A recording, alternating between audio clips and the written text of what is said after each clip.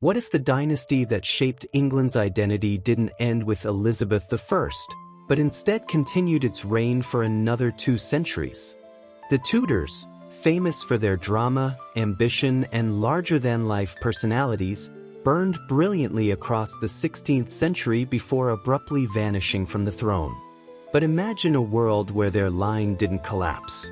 Imagine a surviving heir, a stable succession, and a dynasty powerful enough to steer Europe through revolutions, wars, and global transformations. This alternate history fascinates Tudor fans because the real dynasty was built on fragile marriages, political turmoil, and heirs who lived on a knife's edge. Every Tudor generation balanced between triumph and disaster, making the what-if scenarios irresistible. In this video, we'll step into a reimagined timeline, one where the Tudors survive, evolve, and reshape early modern Europe. This introduction lays the foundation, setting the stakes and preparing you for 200 years of bold, dramatic alternate Tudor rule. Every alternate timeline hinges on one pivotal moment, one decision, one birth, or one miracle of survival that changes everything.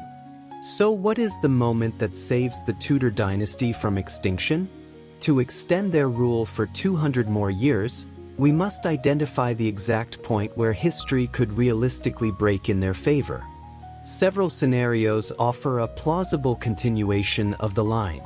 The first is the survival of Edward VI, the boy king whose reign ended at just 15. If Edward lived into adulthood, he could have married, stabilized the Protestant reforms, and produced heirs. This single event alone would descend England into a dramatically different religious future, a more firmly Protestant state, stronger alliances with reformist Europe, and a diminished role for the conservative nobility. Edward's longevity would create a straight, unbroken Tudor succession. Another path is Mary I successfully bearing a child. Her marriage to Philip of Spain was politically explosive, tying England to the vast Habsburg Empire. A child from this union would merge Tudor legitimacy with Habsburg power, potentially transforming England into a dominant Catholic ally on the European stage. Yet it would also mean a very different future, a Spanish-leaning England, intensified religious conservatism, and a radically altered balance of power during the Reformation. The third scenario involves Elizabeth I producing an heir. If she married, whether Robert Dudley, Francis Duke of Anjou, or a fictional political match, her child would represent the perfect blend of Tudor charisma and political savvy. An Elizabethan heir would stabilize England's golden age, preventing succession crises and possibly creating a more culturally vibrant, diplomatically flexible dynasty. Her lineage would carry the Tudor flame well into the 17th and 18th centuries.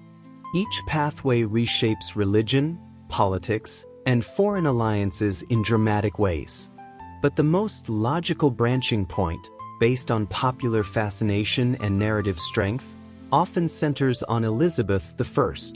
She ruled the longest, had the most stable government, and her failure to produce an heir is viewed as the dynasty's greatest missed opportunity.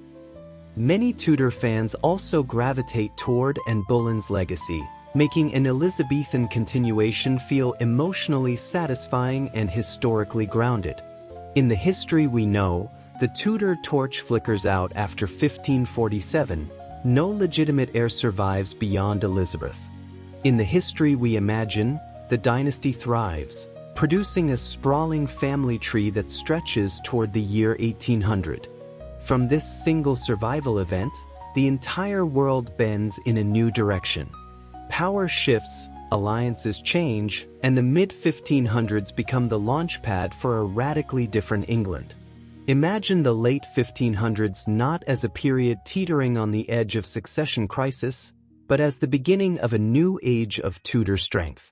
In this alternate timeline, England enters the second half of the 16th century with something it never truly had, a secure Tudor heir. Whether born to Elizabeth I or continuing from Edward VI, This next generation ushers in one of the most stable political eras England has ever known. Religious policy follows a clear, moderated path. The religious settlement crafted under Elizabeth becomes refined, not constantly tested. With a future Tudor already established, extremists on both sides, hardline Catholics and radical Protestants, lose the leverage they historically gained from uncertainty.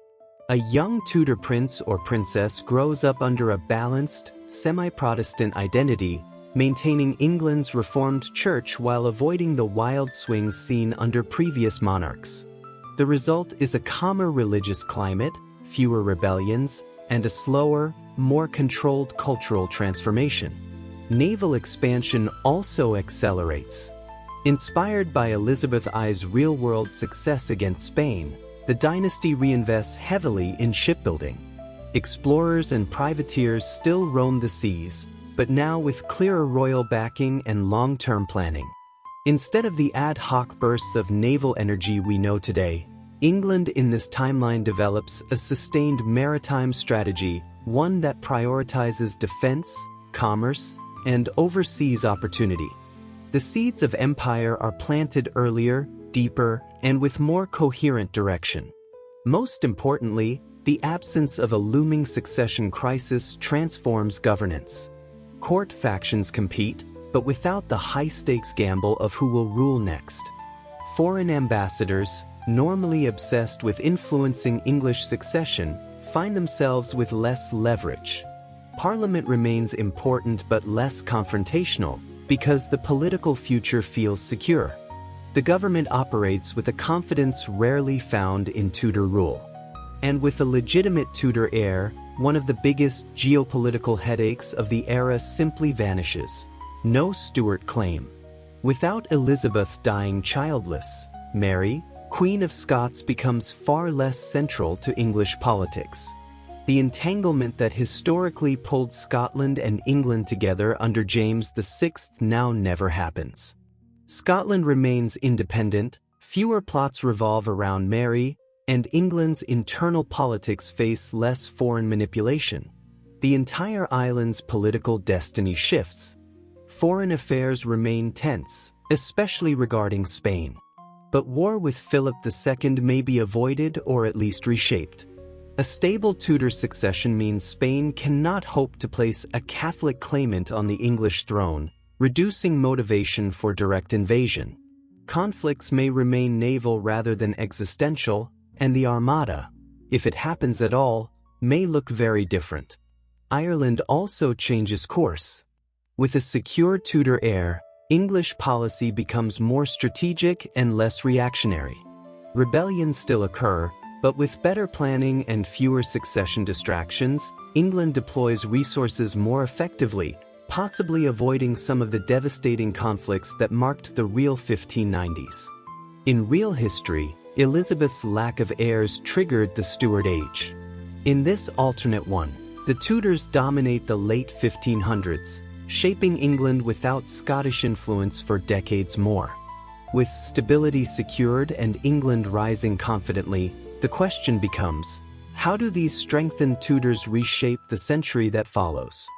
Would the English Civil War, the bloody conflict that toppled a king and reshaped the entire British state, even happen if the Tudors continued to rule? In this alternate world, the 1600s open not with Stuart absolutism, but with a dynasty experienced, politically savvy, and deeply aware of the dangers of pushing Parliament too far. The Tudors, unlike the Stuarts, had mastered the art of performance, the image of royal authority blended with calculated compromise. This blend becomes the key to avoiding national collapse. Under a long-term Tudor line, political culture evolves in a very different way. While the Stuarts insisted on the divine right of kings, the Tudors traditionally relied on practical power, measured displays of royal majesty paired with political negotiation. A Tudor monarch raised in the early 1600s would likely continue this model: strong symbolism, elaborate ceremony, and firm leadership, but with ongoing cooperation with Parliament. It becomes a partnership, not a collision course. Because of this, the spark that ignited the real civil war, years of financial conflict, failed negotiations, and distrust, never intensifies in the same way. The Crown and Parliament maintain tension, of course. England is still England. But disagreements remain political battles, not existential ones. A full-scale civil war becomes far less likely, replaced instead with a more balanced system, a parliamentary monarchy where Tudor authority remains respected but not absolute. Religious conflict also shifts dramatically. The Puritan movement, which historically surged under the Stuarts, faces different conditions here. A long-standing Tudor dynasty, especially one continuing Elizabeth's moderation, either suppresses Puritan extremism early or gradually pulls Puritan factions into a broader Anglican identity. Without a Stuart monarch provoking radical groups, extremist momentum slows. You still get debates, sermons, and pressure for reform, but the national crisis that Cromwell exploited never arrives. Meanwhile, colonization accelerates. With the navy already strengthened in the late 1500s, the Tudors entered the 1600s with an even clearer maritime vision. England becomes an earlier and more organized competitor in the New World. Settlements in North America grow faster, better supplied, and far more strategically placed.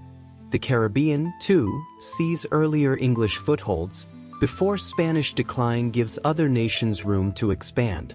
Tobacco colonies, sugar plantations, and trade networks rise under Tudor oversight rather than chaotic private initiative. England becomes a maritime empire in the making decades ahead of schedule. Culturally, the Tudor Renaissance evolves into an early Tudor Baroque, a dramatic, ornate style blending English pageantry with continental influence. Court masks, architecture, music, and literature become tools of royal identity, reinforcing Tudor prestige. Instead of the stark Stuart aesthetic, England develops a vibrant artistic identity that rivals early Bourbon France or Habsburg Spain. In real history, the early 1600s brought civil war, regicide, and the stern rule of Cromwell. In this alternate timeline, the Tudors steer England toward a mixed monarchy, a state that adapts, negotiates, and stabilizes without tearing itself apart. With conflict avoided or reshaped, the Tudor dynasty marches confidently toward the 1700s. How will they navigate the Enlightenment and the rise of global empires? What if the Tudor rose, once a symbol of dynastic victory in England, became a global emblem to rival the Habsburg eagle or the Bourbon fleur-de-lis? By the mid-1600s in our alternate timeline, the Tudor dynasty has not only survived but transformed itself into the engine of England's growing empire. With no civil war to fracture the realm and no succession crisis to weaken authority, the crown directs national energy outward. The result? A confident, expansionist state ready to plant its red and white rose across the world. Colonization accelerates at a remarkable pace.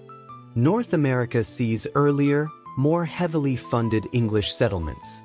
Instead of fragile frontier towns struggling for survival, well-backed Tudor colonies emerge, fortified ports, planned towns, and agricultural estates tied directly to royal policy. The Caribbean becomes a cornerstone of England's wealth as sugar plantations rise under Tudor oversight, shaping global trade earlier than in real history. Beyond the Atlantic, India becomes another arena for Tudor ambition. The East India Company, still powerful, operates with closer royal guidance. Trade posts multiply sooner, naval escorts strengthen routes, and diplomacy with Indian rulers becomes more coordinated. Africa, too, becomes part of England's expanding mercantilist system. Coastal forts, trade links, and early resource extraction all tied into a growing imperial network. This is a Tudor-led mercantilism, structured, centralized, and profit-driven. Revenues flow back to England steadily, encouraging domestic manufacturing. This creates earlier industrial seeds, textile workshops expand, ironworks modernize, and coastal shipyards grow exponentially. Long before the Industrial Revolution formally begins, Tudor England has laid the groundwork for economic transformation. Diplomatically, Europe enters a new balance of power. France, the rising Bourbon colossus, becomes England's main rival. The two nations compete fiercely across the Atlantic and Indian Oceans, each seeking dominance. Spain, though declining, remains a stubborn competitor, especially in the Americas. But the Spanish Empire, weakened and stretched, now faces a Tudor state more focused and unified than any early Stuart counterpart. Imperial identity also shapes domestic aesthetics. Tudor architecture evolves dramatically. The half-timbered houses and red brick palaces of the 1500s blend with Baroque influences, producing a striking imperial style. Towering facades, expansive courtyards, and ornate interiors decorated with Tudor roses, heraldic beasts, and exotic motifs inspired by overseas ventures. These palaces become symbols of continuity, projecting Tudor prestige at home and abroad. Culturally, the impact is equally profound. Higher literacy rates emerge through Tudor-backed printing networks. Pamphlets, plays, and treatises circulate widely, fostering early Enlightenment thinking. Philosophers and scientists tie their work to Tudor stability, treating the dynasty as a guarantor of intellectual freedom and national progress. Instead of the fractured political environment seen under later Stuart rule, England becomes a haven for thinkers who thrive under predictable, long-term governance. In real history, the empire was shaped by Stuarts and later Hanoverians. But in this alternate world, it is the Tudor rose, not the Stuart thistle or the Hanoverian horse, that crowns the global expansion. Now, with a confident empire and a flourishing intellectual culture, the Tudors enter the 1700s, an age of political transformation and global competition. Would a dynasty that has ruled for nearly 200 years gracefully adapt to a world exploding with new ideas, or would it finally crack under the philosophical pressure? As the 18th century dawns in this alternate timeline, the Tudors face a challenge no monarch before them ever encountered: the rise of Enlightenment thinking. Across Europe, kings, scientists, and scholars wrestle with questions that directly threaten the foundations of hereditary rule. And now, the Tudor dynasty must decide: adapt, evolve, or resist. Philosophers question divine authority, natural rights become dinner-table debates, and the concept of governance by consent grows increasingly popular. For the Tudors, who once relied on theatrical pageantry and religious symbolism to project power, this era demands a new strategy. Some monarchs in the dynasty emerge as reformists, curious, pragmatic rulers who embrace scientific progress and limited political change. These Tudors sponsor academies, encourage debate, and cultivate an image of enlightened monarchy. They see adaptation not as weakness, but as a tool to preserve influence. But not all Tudors agree. Traditionalists within the dynasty push back, clinging to the old vision of sacred kingship. They distrust philosophers, view Parliament's growth as rebellion in disguise, and fear that any concession undermines royal authority. This divide creates internal Tudor intrigue, as reformist heirs clash with conservative advisors and rival court factions. Behind palace doors, the tension mirrors the broader struggle unfolding across Europe. Meanwhile, Parliament continues to grow in confidence. After generations of Tudor cooperation and careful political balancing, it becomes an increasingly assertive institution. Laws, budgets, and colonial policy now require parliamentary debate and approval. Yet despite this expansion, the monarchy remains culturally dominant. The arts, architecture, and public ceremonies continue to revolve around Tudor identity. The royal court, now infused with Enlightenment aesthetics, stands as both a center of intellectual curiosity and a reminder of dynastic continuity. Scientific revolutions advance more quickly under this long-standing Tudor patronage. Royal funding supports early astronomers, physicians, and engineers. Experimental societies flourish under noble sponsorship.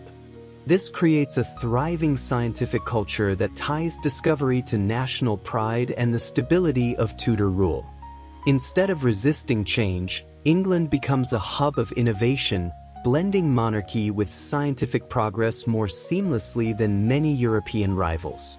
But overseas, cracks begin to form. The colonies, empowered, wealthier, and increasingly influenced by Enlightenment ideals, grow restless. The same philosophy that reshapes London's intellectual salons spreads across the Atlantic. Colonial elites debate representation, trade restrictions, and the limits of royal authority. While outright rebellion is still decades away, the seeds of tension are unmistakable. The Tudors sense the shift. They recognize that controlling a global empire in the Age of Reason requires new political tools. In real history, the Hanoverian dynasty faced these Enlightenment pressures. But in this alternate world, it is the Tudors who walk the tightrope, modernizing the monarchy just enough to survive, yet carefully protecting the symbols and traditions that define their legacy. As the dynasty approaches its 200-year mark, Enlightenment storms gather on all sides. The Tudors stand at a crossroads: evolve with the century, or risk being swept away by it. As the late 1700s roar into view, the world erupts with revolutionary energy. The American Revolution shakes the foundations of empire, and the French Revolution dismantles centuries of royal power. The question for our alternate timeline is simple and dramatic. Would the Tudors collapse under this global wave, or would they find a way to lead through it? Colonial unrest would still emerge under Tudor rule. Enlightenment ideas, trade restrictions, and the growing identity of the American colonies all create pressure. But the timing and nature of the uprising might shift. The Tudors, with their tradition of negotiation and theatrical authority, could respond more flexibly than the Hanoverians did. Their long history of balancing parliament and monarchy might allow them to offer earlier compromises, representation, trade reforms, or local assemblies. This could delay the revolution or reshape it into a more political, less military conflict. Alternatively, if a traditionalist Tudor monarch sits on the throne, the response could be harsher. In that case, the American Revolution might erupt earlier and with even greater intensity, fueled by resentment toward a dynasty that has ruled for 2 centuries. Across the Channel, the French Revolution forces Britain and the Tudors to confront existential questions. Do they embrace limited reforms to prevent uprising? Do they harden royal authority? Or do they risk being swept into Europe's revolutionary tide? 3 major outcomes become plausible. A Tudor constitutional monarchy survives, modernizing enough to weather the storm. The empire fractures, America breaks away, other colonies destabilize, but the Tudors retain their throne in Britain. The Tudors fall entirely, undone by revolution, financial crisis, or political paralysis. In real history, the Hanoverians ruled during this volatile era. In this alternate world, it is the centuries-old Tudors who carry the burden of survival. 2 centuries of Tudors. Would England emerge stronger, or simply stranger? In this alternate world, the dynasty never dies with Elizabeth I. Instead, the Tudors reshape everything. No Stuarts rising from Scotland, no catastrophic civil war as we know it, and an empire that begins earlier and grows under a continuous line of red and white monarchs. By 1800, Tudor symbolism saturates politics, architecture, and culture, creating a nation defined by the dynasty's identity rather than its absence. This is why the Tudors inspire endless fascination. Their history is full of fragile heirs, dramatic turning points, and moments where a single birth, or a single death, could have rewritten the map of Europe. In imagining a world where the Tudors survived 200 years, we're really exploring the power of those what-ifs. In the end, the Tudors didn't just shape England, they leave us imagining a world they ruled far longer. As the century ends, we turn to the legacy they leave behind.